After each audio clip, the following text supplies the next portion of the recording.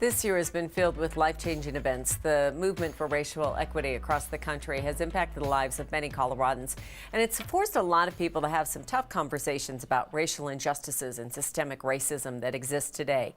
Conversations that are important to help people heal. Dr. Darlene Sampson and Colleen Toomey, both diversity experts with MSU's Western Educational Equity Assistance Center, have experience with these types of conversations.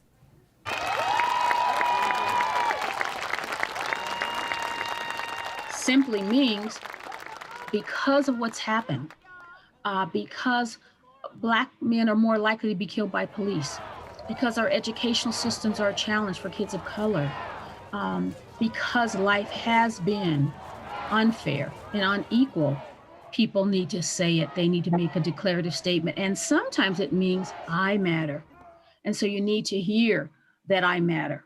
And if that's a challenge for you, then I think you need to understand and dig deeply and reflect about why that is an issue.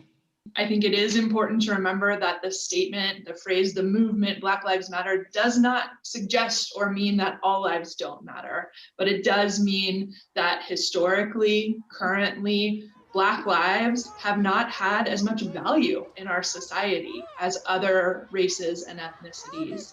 My name is Colleen Toomey. I work as a principal analyst for the Western Educational Equity Assistance Center, which works with K-12 schools and school districts to conduct civil rights work. Hello, I'm Dr. Darlene Sampson, and I'm also a principal analyst in the Western Educational Equity Assistance Center. Systemic racism, it is complex and it is everywhere. It's in housing, if you're choosing to get a loan. It's in educational systems. It's in how you walk the earth. If someone is profiling you in a store, it is a part of the complexities of life. It's everywhere. Thinking about healthcare, thinking about politics, who has power and privilege. It's often people who have white skin are in leadership roles, and they are then the ones working to make decisions and set up systems that the rest of us have to navigate. It is a myth that you can work hard and just get whatever you want. Some people work hard, they get whatever you want. Some people have to do 10 times the things to get the same as others. And that's what we want to change.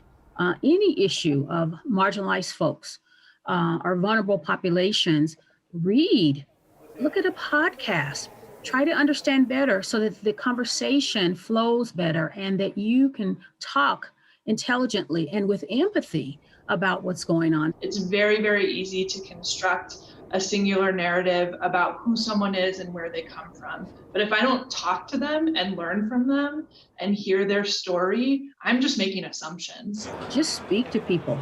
Do you know how many times I've walked this earth and know what people turn their head, they look the other way, they feel uncomfortable.